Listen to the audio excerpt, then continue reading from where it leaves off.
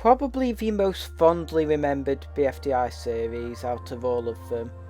Pre-split BFB is certainly an interesting one, but I'm not sure whether it's for the right reasons. This season is probably the least consistent season of BFDI in my opinion. I mean, some of the episodes are incredible, and other episodes are definitely not incredible. But the question remains, which episodes are the most incredible, and which ones should have been rethought entirely? Well, that's what I'm going to do for you today. I'm going to give my thoughts on all 16 episodes and decide which ones are the best and the worst of this pretty fondly remembered series. If you disagree with anything on this list, cool, tell me what you disagree with below and try and convince me that it's either good or bad. Who knows, it might even change my mind. Let's see how it goes, I guess. I'm flying! I'm flying! He's flying! He's flying! No flying allowed! I bet you'd think that it was a hard contest for last place. I mean, there's several episodes are not good, so obviously it was always going to be close. I hate this stupid episode, why does it exist? Okay, calming down, I'm pretty sure a lot of people would be surprised that I hate this episode more than a certain other episode that we will definitely get to talk about in detail soon. But no, I hate this episode with a burning passion, and there are multiple reasons why. Let's try and get through the positives first. Match playing Yoylecake with Spongy was pretty cute. The elimination wasn't that bad. I mean, like, got a decent exit, even if it just makes stuff up. Yeah, that's all I can really think of. This episode has nothing going for it.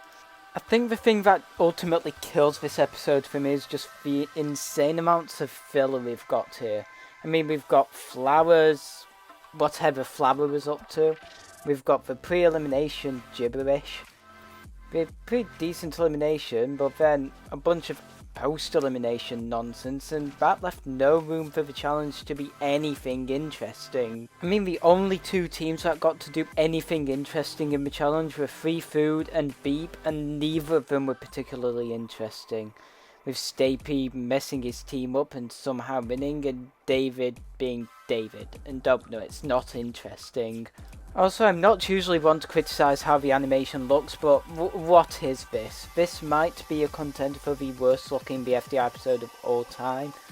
It just looks so off. I mean, just look at 4 and X's movements throughout the episode. And it's just not nice. Woody can dab all he wants, it's not making this episode any higher than a 1 out of 10. I can't stand it. But it does have the match and Spongy scene, so that's why it's not a 0 out of 10. Well done BFB 5, you did the bare minimum. Thank God there aren't any other insanely bad episodes to talk about. Right? We're not your friends, stupid idiot stupid. Go on, cry little baby, come on. Yeah, no, BFB 16 also kind of sucks. But before we get started on the mess that episode makes, let's compliment some bits. Because yes, I can actually do that for this episode, unlike the monstrosity before it. The first 6 minutes or so of this episode are actually really solid. It's fun seeing the Exiters just do random stuff like glazing loser and wanting to escape. The elimination isn't bad either, with it not being close at all, but still being a decent watch. But everything goes downhill the second the Exiters actually break free, namely Loser and Spongy. It's not necessarily because of them, but it's because 2 appears, and after this it basically just becomes a really stupid episode where nothing happens for 10 minutes. The contestants just decide which side they want to go, switch between them for 5 hours as if it's some BFDIA team picking thing, but way less interesting, and it's basically really boring. I mean, I don't care who goes to compete for a BFB, I don't care. This basically continues until the end of the episode when they finally decided who's going on which show. Loser steals Donut Starry and the BFB crew is sent to the Pillowy Ruins. I feel like we're forgetting something. But what could that be? I mean, I thought every plot point was wrapped up in this episode. Well, they forgot the Exiters! How do you forget the one part of the episode that is actually good by the end of it? That's actually incredible. Seriously, it's incredible how badly they fumbled this episode, and it's only because of the first 6 minutes that this gets 2 out of 10. Well done, BFB 16. Okay, I promise that I don't heavily dislike any of the other episodes, I promise. Thankfully that was the last of the bad episodes. Unfortunately we now have a lot of mediocre stuff to get through. We kick off the mediocre section with BFB 8. You know, the quiz episode that literally nobody ever remembers. This episode does have some good moments though, my favourite of which probably being that fact that X is just inside of Fives the entire time and nobody notices. Like, how did Fives not notice X climbing inside of him? That's just hilarious. The elimination is also pretty cool, although it is more of a build-up of Donut just somehow stuffing the earth for a camera. This episode took stupid concepts and somehow made them work, and I don't have a clue how. Well, until we got to the challenge anyway. This episode did, however, derail match a little bit, although it isn't as stupid as the fact that they derailed Stapy for literally no reason. Like, it wasn't even a smart strategy, it was completely stupid. Why did they do this to him? The only other noteworthy things are Pin telling her team to pull themselves together, Queen behaviour, and the start of Saw's infamous 8 gag. Very average episode, probably comes out to about 5 out of 10 if I'm feeling nice. Oh wait, 8-Ball got out in this episode. Never mind, this episode is a 10 out of 10 peak fiction, best episode of BFDI ever. Let's move on to the next one. Woo! Now I'm the king of the swing. BFB 3 is just very much a perfectly average BFDI episode if I've ever seen one. I mean, the episode is just swing. That's all there is to it, just swing. Giving credit where it's due though, the start of the episode is good, watching Gelatin throw forks and instantly get karma is never not funny, and Leafy's elimination is well done as well. Again, it's just the challenge that lets it down because swinging is unsurprisingly not very interesting, and it's made worse by the fact that some of the stories here are not very good. We've got the golf ball and 8-Ball plot that nobody particularly likes, we've got the start of the Taco book arc that also nobody particularly likes. And other than Donut's long unnecessary speech, there's pretty much nothing of note in this episode. I mean, what even is there to think about? Another 5 out of 10 episode carried by its elimination. Let's just move on. Did Owen actually break his jaw? That's so tragic! Owen lives to eat! BFB 2 is basically BFB 3 if BFB 3 didn't have the bad plots. The elimination is good, albeit worse than BFB 3's, the challenge is alright and better than BFB 3's, and Dora. Just Dora.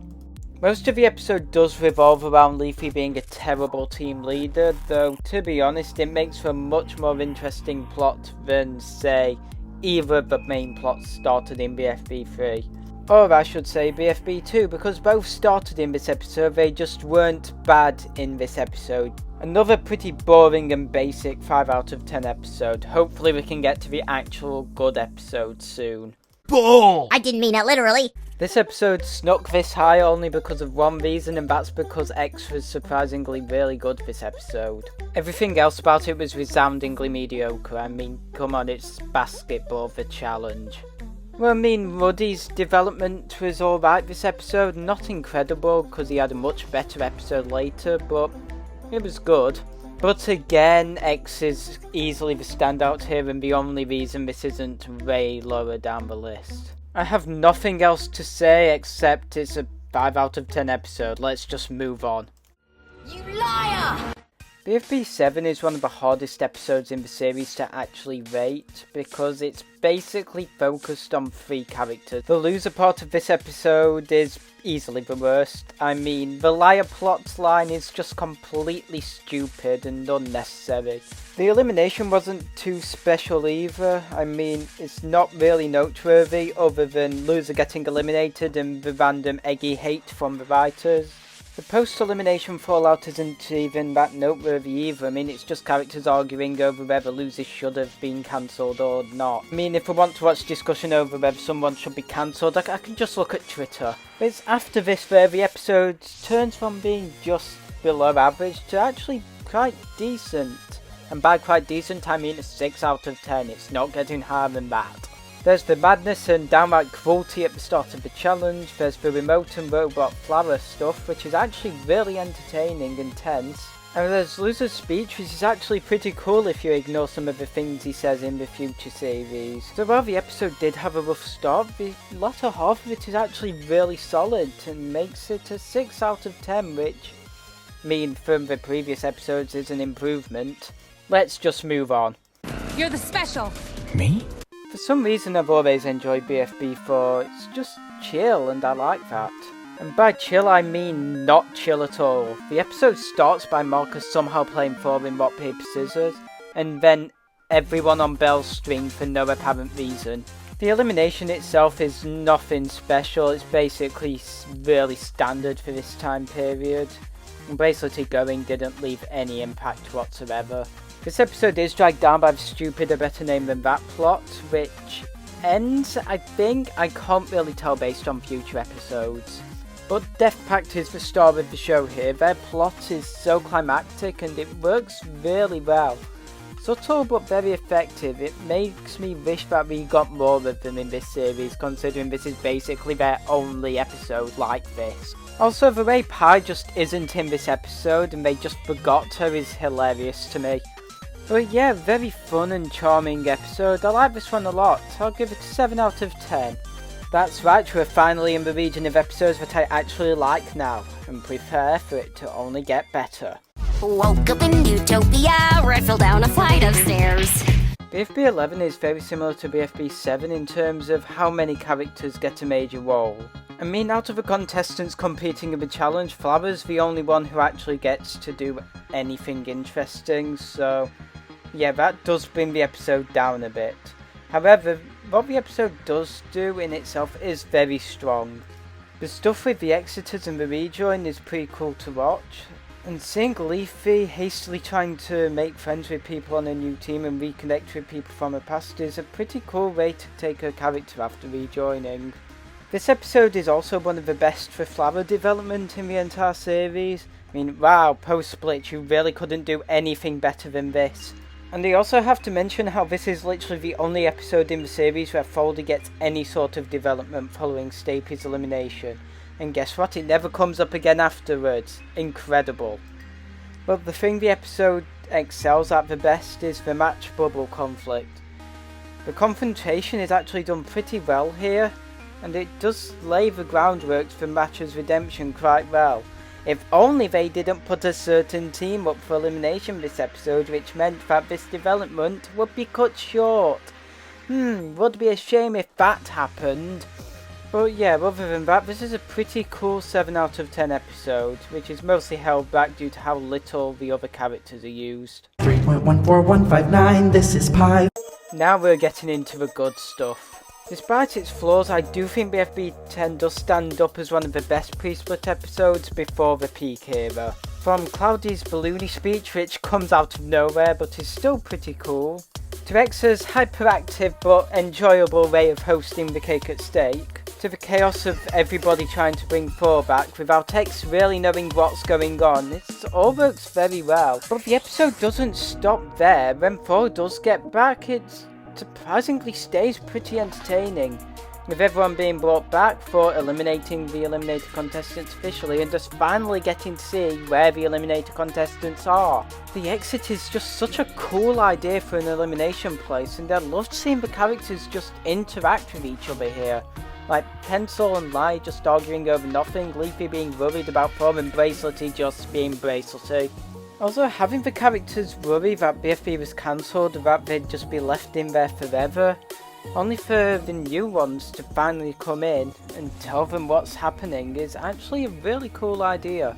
Overall, this is just a really solid episode that I'd love coming back to and seeing again. I mean, this is a cool 8 out of 10, and from now they're only going to get better. We're finally in the good part of the season. We're going on a trip in in our favorite rocket ship. I think it's time we started talking about the so-called peak era of BFB. And there's no better episode to start this discussion than with BFB 13, which in my opinion is definitely the weakest of the bunch. Let's get all of the negatives about this episode out of the way first. While I'm not a Fiery Jr. fan, I do feel like this episode treated him really badly and way worse than it should have done. His elimination just felt so mean-spirited for some reason and feel like it was just unwarranted to some extent. And then you've got the Iron Simba hole filler, which I mean really does extend way more than it should do. I mean, why is this scene 2 minutes long? Other than that, the episode is actually pretty solid. Ruby becoming Gance's team leader for the next couple of episodes is actually really cool to see. And while the losers didn't really get to do much, pretty much every other team had something noteworthy to do, or at least a decent amount of screen time earlier in the episode. Even Death Pact got something to do. That's how you know it's impressive. Though probably the best part of this episode is Gaty telling Buck that she's just being an idiot over the entire taco thing. And it's like, yeah, she was. But it's nice that it's finally making forward progress. In fact, the conflict was handled pretty well overall in this episode, with Ice Cube having enough of Buck and leaving her, which basically kick-started this. And also Taco basically saying that she'd given up on Buck earlier in the episode, which I think is an interesting way to take a character considering what happens in the next couple of episodes, even if the split screwed it up. But yeah, this is a solid but flawed 8 out of 10 episode, but considering this is the weakest of the peak era, goes to show just how good this era is. BFB 1 is just an episode that's undeniably good. Like, it kick-started off the entire series in such a good way, but it kind of makes most of the episodes that follow soon after it feel like massive disappointments. This episode just has an undeniable charm to it, just seeing all these characters just sit around and enjoy themselves without the pressure of competition is really nice. I mean, the only 2 episodes to be entirely devoted to just the characters chilling like this are 2 of my favourites in the entire series, so this was always going to do well. I think I will mention my main gripe with this episode now though, while it's relevant, and that's basically the fact they just made Match and Pencil way worse for no apparent reason. Like, this is a shame, why did they do this? The episode does take a turn for the mediocre after 4 shows up. I mean, it's not as bad as most of the other early pre-split episodes, but I mean, it's not particularly interesting. The team picking is cool, even if I think Teapot's team picking was slightly more interesting, and I do feel that while the challenge isn't bad, it definitely wasn't expanded on as much as it could have been. Although my favourite part about it is definitely how so many teams got a fair amount of screen time during it. So yeah, while definitely not a perfect episode, it's probably the most unique out of any pre-split one, and it's mostly for the better. Definitely a cool episode. This gets an 8 out of 10 on the Zappometer. BFB 12, the Among Us episode that released before Among Us was popular. It's crazy how coincidental this is. This episode kicked off what is now known as the peak BFB era.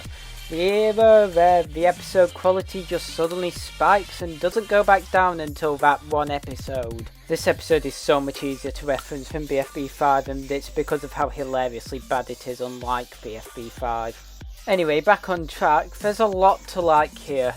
We've got the talk between the bros, which is honestly really cool to see after pretty much no interaction since BFB 1. Bommy trying to threaten Black Hole for a banana. How do you even threaten a black hole? And how Thor and Dex are swapped from the start, but you might not pick up on it if you're not paying enough attention. I really like that detail. My main complaints about this episode are A, match going, but that's hardly the episode's fault. I will never forgive the writers for putting guys up for elimination in BFB 11. Book was also not particularly good in this episode, being more irrational about the taco thing than normal.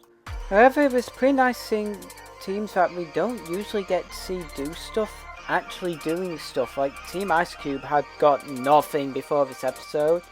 They were pretty enjoyable to watch overall, seeing how dysfunctional they were, It was also fun getting to see all of the characters in each other's bodies and trying to pretend they were that character.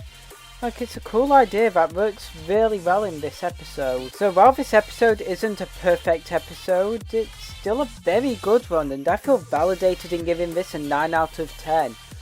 Let's see what the other episodes did to make me like them more.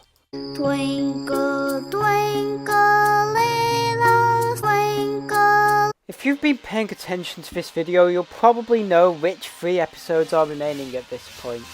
2 of them are 2 of the most popular episodes in the entire series, but the 3rd one's kind of an anomaly. This episode is stuck in the middle of the mediocre pre-split era, and it's crazy just how much I prefer this one over pretty much any other episode around it. In fact, any other episode before the 2 best episodes of the series. Of course, it's BFB 6. I know you might think I'm crazy, but just hear me out. This episode is insanely dynamic on a level we probably haven't seen since.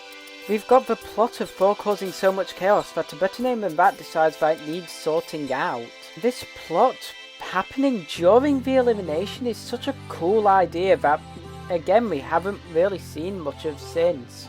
This turns what likely would have been quite a mediocre elimination into such an interesting one to watch because of this plot. And the episode doesn't slow down from there either. From here, Donut becomes the host and ends up being a very good one. And his first challenge is one of my favourites out of the entire series.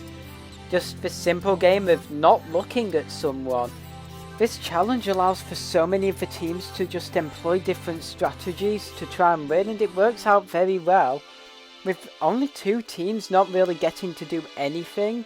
Those being Beep, who were the main focus of the elimination, and Team Ice Cube, who, let's be honest, haven't done anything so far. The main things I'd like to talk about are just how a better name than that just went to the moon, Blair followed them and somehow took the Twinkle up with them. That's a very funny plot point that also leads very well into BFB 7. It was cool seeing Belle get a role in this episode as well, because she's very underutilised in BFB. So Taco tricking her into getting the Twinkle and then struggling to think of ways to get it off, and then a talk with Eraser, it's just a very good use of Free Food's rare screen time. And obviously I can't talk about this episode without talking about the Pin and Coiny scene. This scene is so well done, especially considering how much she has changed from BFDIA, to the point where she's now overly worrying about stuff. I think that's a really good turn for her character, and Coiny being her rock is also a really good decision.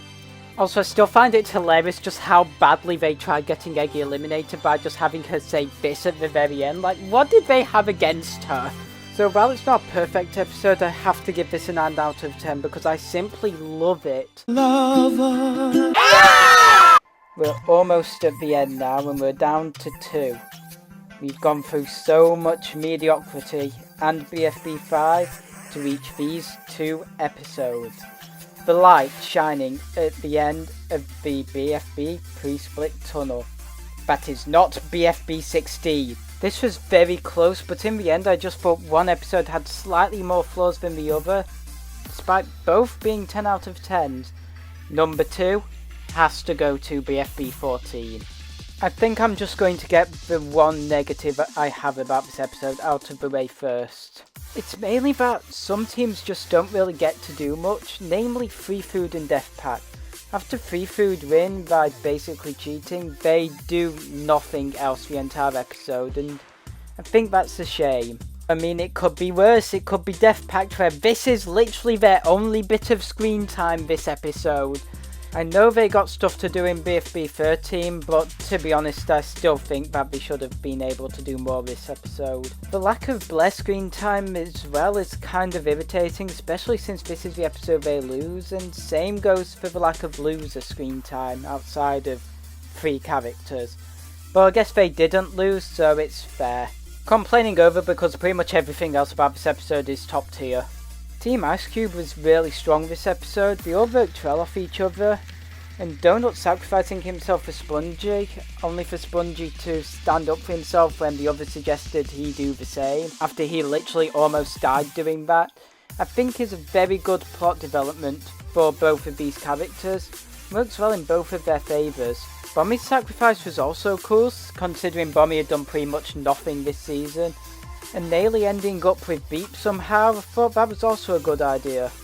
Iron's plot of trying to get above ground away from lava while Golf Ball was just stopping them was very funny to me, especially since Golf Ball figured this out off the ground underneath her getting burnt. How do you even come to that conclusion and be correct? This was also a very good episode for Beep as well, specifically Balloony and Ruddy. Balloony basically being the leader of the team is a cool idea, but the development Ruddy got in this episode was really strong. The scene where Cake and nearly sacrifice themselves to save Ruddy, even though he's not even on either of their teams, is just really cool, and Ruddy winning for his team was also really nice to see. And I have to of course mention the Taco Buck plot here, mainly because Pin's here, and Pin and Buck's discussion was really thoughtful, especially since again it shows how much Pin has developed since BFDIA, and how Pin is helping Buck despite their rivalry in BFDIA. Buck also sacrificing herself was a very good decision by the writers, basically to keep her safe from elimination. Well done on avoiding another match incident. But yeah, it's undeniable how good this is, and I would be stupid to not give this a 10 out of 10. But that leaves us with only one episode left for me to talk about, and my favourite episode of BFB is... It was obvious from the second I started making this video to me that BFB 15 would end up at the top of the pile. Somehow this episode gets everything right. All the characters are really fun to watch, the plots are all executed well, and the overall challenge is just really fun despite it being so simple. Yeah, a large part of the cast is dead, but somehow that just leaves more breathing room for the characters that haven't really been able to do so much this season. While again, Deathpack doesn't really get anything, and Beep doesn't really get anything either.